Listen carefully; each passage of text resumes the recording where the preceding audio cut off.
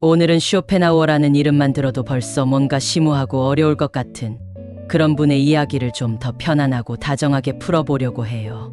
마치 친구와 차 한잔 마시면서 수다 떨듯이 말이죠. 쇼펜하우어 하면 보통 염세주의자라는 꼬리표가 따라붙곤 하지만 그의 통찰력은 우리의 일상에 생각보다 많은 울림을 준답니다. 특히 오늘은 지식과 학문에 대한 쇼펜하우어의 통찰을 여러분의 삶에 빗대어 이야기해볼까 합니다. 쇼펜하우어는 이런 말을 했어요. 독서는 자기 머리가 아니라 남의 머리로 생각하는 것이다. 이 말 얼핏 들으면 그럼 독서가 안 좋다는 건가 싶을 수도 있죠. 하지만 여기서 쇼펜하우어가 말하고자 하는 건 독서의 맹목적인 추종을 경계하는 거예요. 우리는 정보의 홍수 속에서 살고 있잖아요. 유튜브를 보든 책을 읽든 인터넷 기사를 보든 매일 엄청난 양의 정보를 접합니다. 그런데 우리가 그 정보를 그대로 받아들이기만 한다면 어떨까요? 마치 남이 차려준 밥상을 그저 수동적으로 받아먹기만 하는 것과 같겠죠. 쇼펜하우어는 독서가 우리 자신의 사고력을 키우는데 방해가 될 수 있다고 경고합니다. 여러분도 이런 경험 있지 않으세요? 어떤 책을 읽으면서 이 작가 정말 천재다 싶고 그 책의 논리에 완전히 빠져들어서 마치 내 생각인 양 착각하는 경우요. 그런데 막상 그 책을 덮고 나면 그 내용에 대해 나만의 생각이나 비판적인 관점이 없는 경우가 많습니다. 쇼펜하우어는 바로 이런 점을 꼬집은 거예요. 독서는 분명 세상을 이해하는 중요한 도구지만 중요한 건 그 정보를 통해 우리 자신의 생각의 근육을 키우는 겁니다. 예를 들어 자기 개발서를 많이 읽는다고 해서 갑자기 인생이 드라마틱하게 변하는 건 아니잖아요. 책에서 말하는 성공 비법을 그대로 따라하는 것보다 그 비법을 내 상황에 맞춰 어떻게 적용하고 변형할지 고민하는 과정이 훨씬 더 중요합니다. 쇼펜하우어의 이 말은 우리에게 읽고 나서 생각하라는 메시지를 주는 겁니다. 다른 사람의 지식을 단순히 주입하는 것이 아니라 그것을 비판적으로 수용하고 나의 것으로 소화해내는 능동적인 자세가 중요하다는 거죠. 우리가 학교에서 배우는 지식도 마찬가지예요. 교과서에 있는 내용을 달달 외우기만 한다면 그것은 남의 머리로 생각하는 것에 불과합니다. 하지만 그 지식을 바탕으로 새로운 문제를 해결하거나 나만의 아이디어를 떠올린다면 그것은 비로소 나의 머리로 생각하는 것이 되는 거죠. 어떠세요? 이 말 생각할수록 우리 일상에 적용될 부분이 많지 않나요? 쇼펜하우어는 이렇게도 말했습니다. 정리되지 않은 큰 도서관은 정돈된 작은 도서관보다 쓸모없다. 이 말은 지식의 양보다는 지식의 질과 활용성을 강조하는 그의 관점을 잘 보여줍니다. 여러분 혹시 스마트폰에 수천 장의 사진이 있지만 막상 필요한 사진을 찾으려면 한참을 헤매는 경험 없으신가요? 혹은 컴퓨터에 수많은 파일이 저장되어 있지만 정리가 안 되어 있어서 중요한 자료를 찾지 못하는 경우도 있을 거고요. 쇼펜하우어는 우리의 머릿속 지식도 마찬가지라고 이야기합니다. 아무리 많은 정보를 알고 있다고 해도 그것이 제대로 분류되고 정리되어 있지 않으면 사실상 쓸모가 없다는 거죠. 마치 거대한 도서관에 책이 엄청나게 많지만 분류가 엉망진창이라서 원하는 책을 찾을 수 없는 것과 똑같다는 거예요. 현대 사회는 정보 과부하 시대입니다. 우리는 매일매일 엄청난 양의 정보를 접하죠. 뉴스를 보고 SNS를 확인하고 온갖 종류의 콘텐츠를 소비합니다.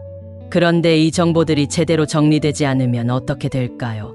머릿속만 복잡해지고 정작 중요한 것을 판단하거나 문제를 해결하는 데는 아무런 도움이 되지 않을 겁니다. 마치 마트에 갔는데 모든 물건이 뒤죽박죽 섞여 있어서 원하는 물건을 찾기 어려운 것과 같죠. 쇼펜하우어의 이 통찰은 우리에게 지식의 조직화와 내면화의 중요성을 일깨워줍니다. 단순히 많은 것을 아는 것에 그치지 않고 그 지식들을 연결하고 분류하고 나만의 방식으로 정리하는 노력이 필요하다는 거죠. 그래야만 그 지식이 진정한 힘을 발휘할 수 있습니다.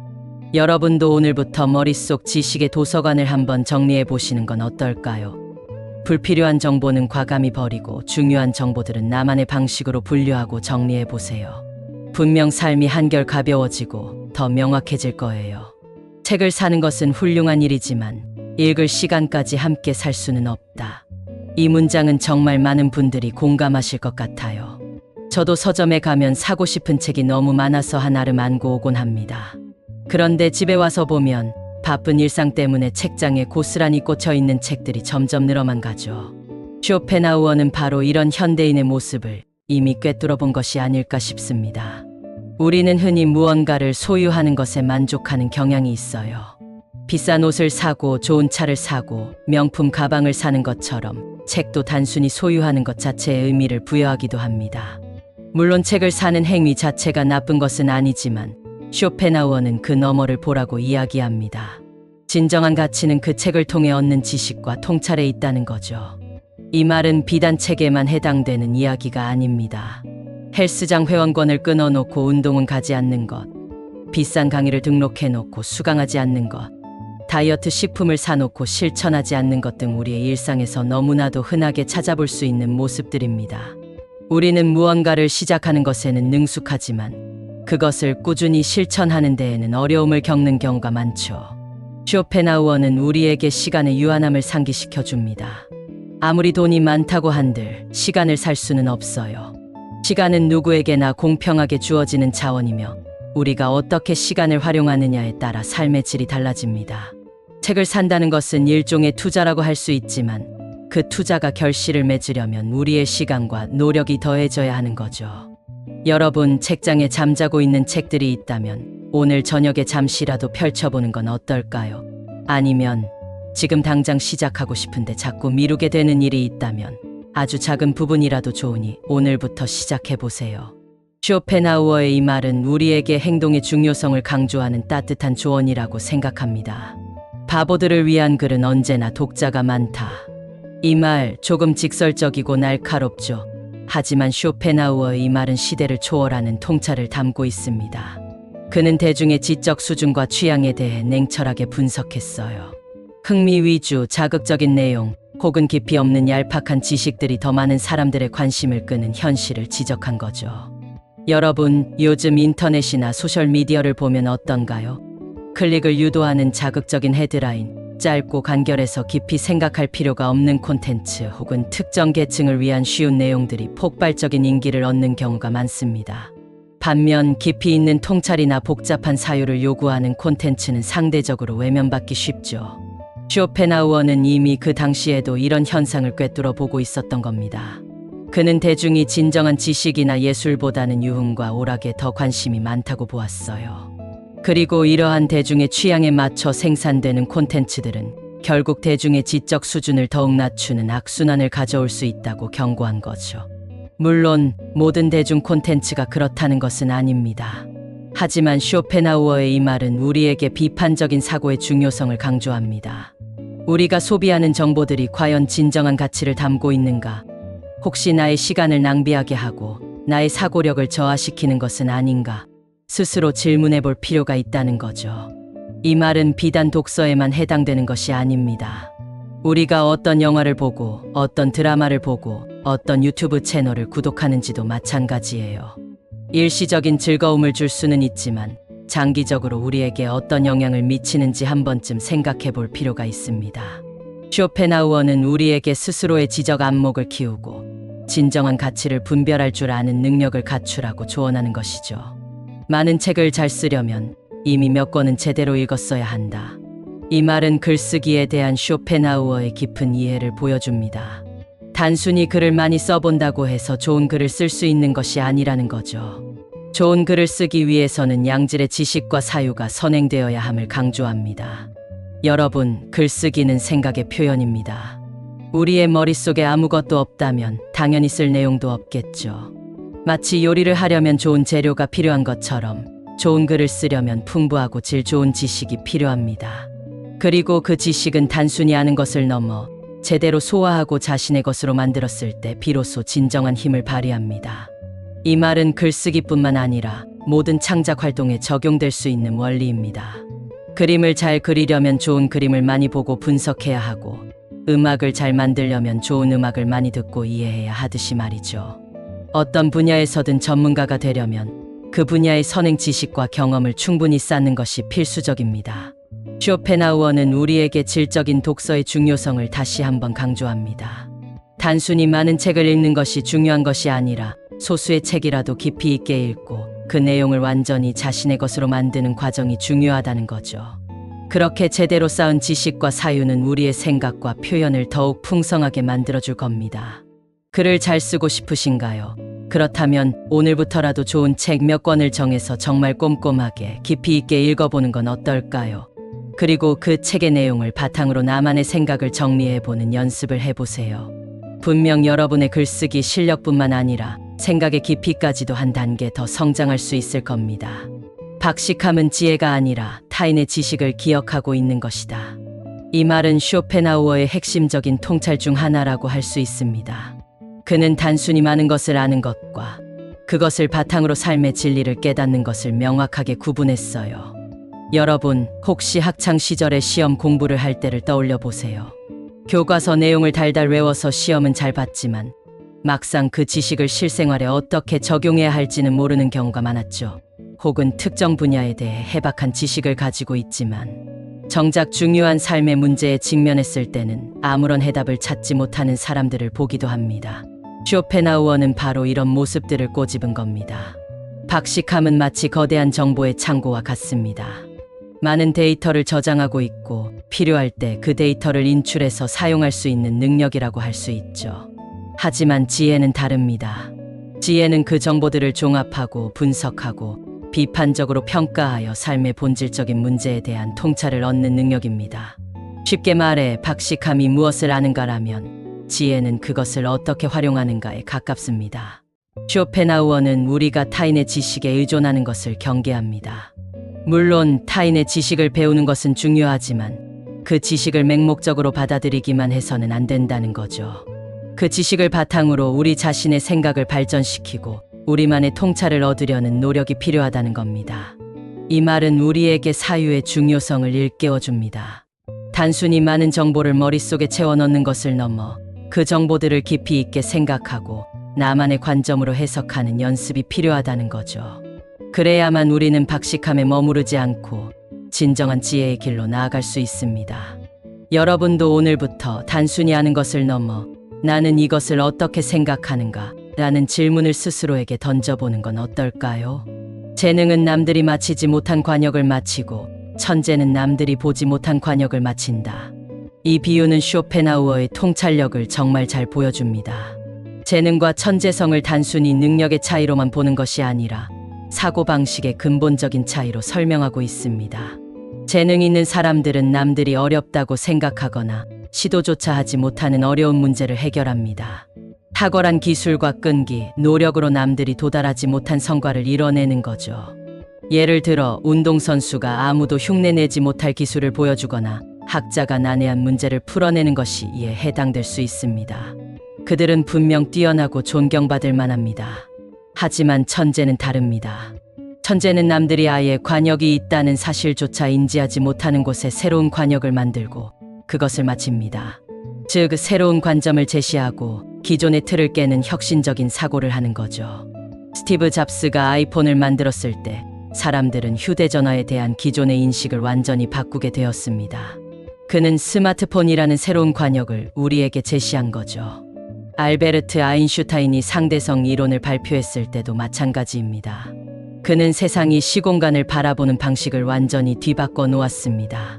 쇼펜하우어의 이 말은 우리에게 창의적 사고의 중요성을 강조합니다.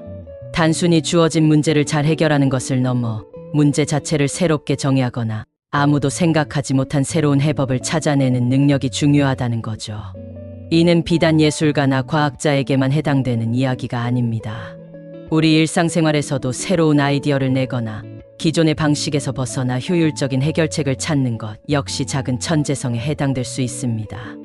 여러분, 혹시 지금 당면한 문제가 있거나 새로운 아이디어를 찾고 계신가요?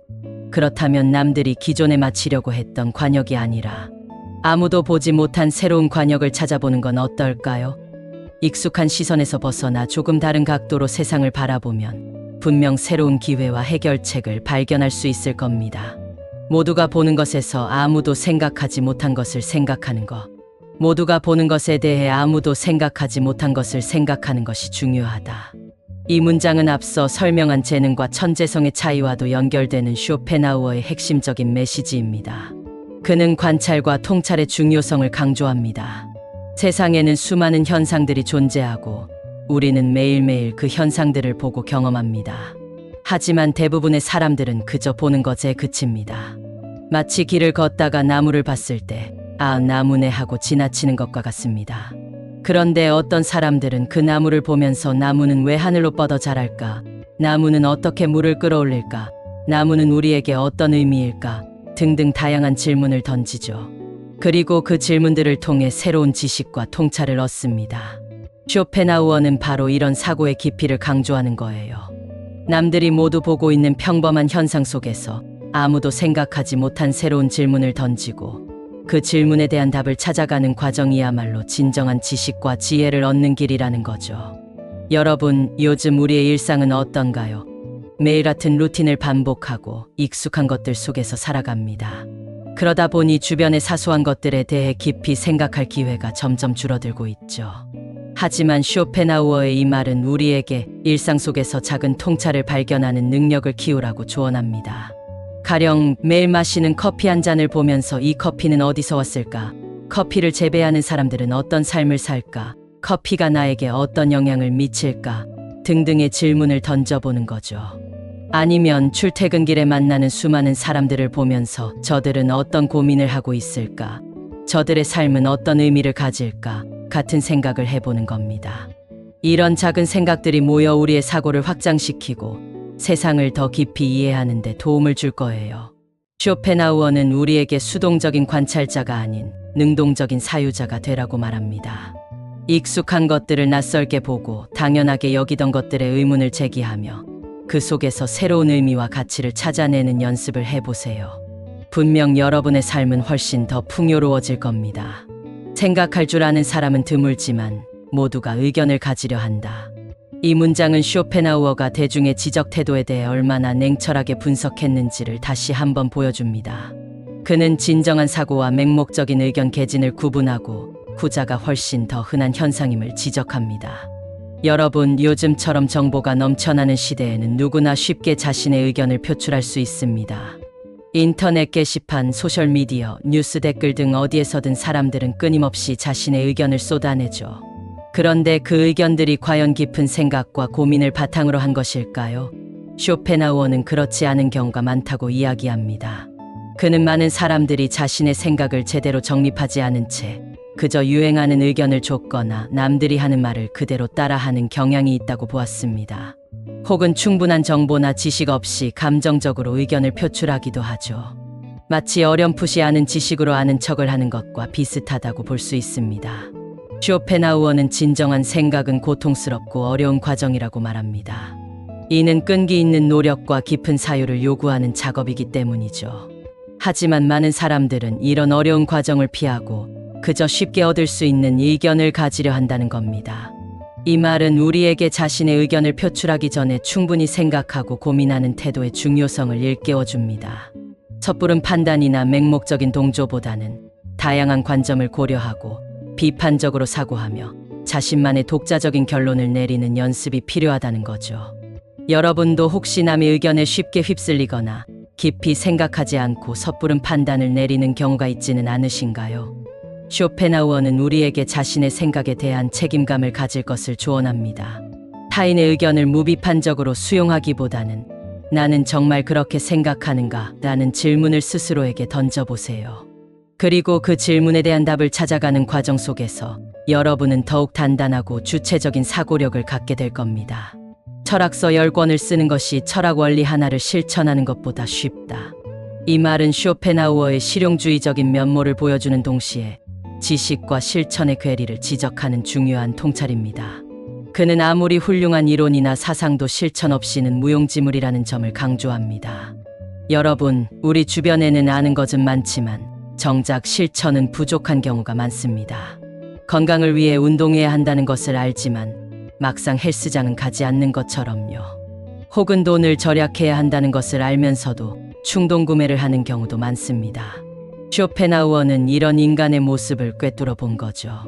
그는 진정한 철학은 단순히 머리로 이해하는 것을 넘어 삶 속에서 그 원리를 실천하고 구현하는 것에 있다고 보았습니다.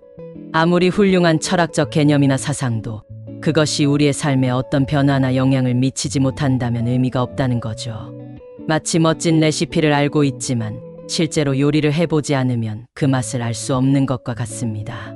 이 말은 우리에게 행동의 중요성을 다시 한번 강조합니다. 우리가 배우고 익힌 지식이나 가치들이 단순히 머릿속에만 머무르지 않고 실제 삶 속에서 구체적인 행동으로 이어질 때 비로소 진정한 의미를 갖는다는 거죠.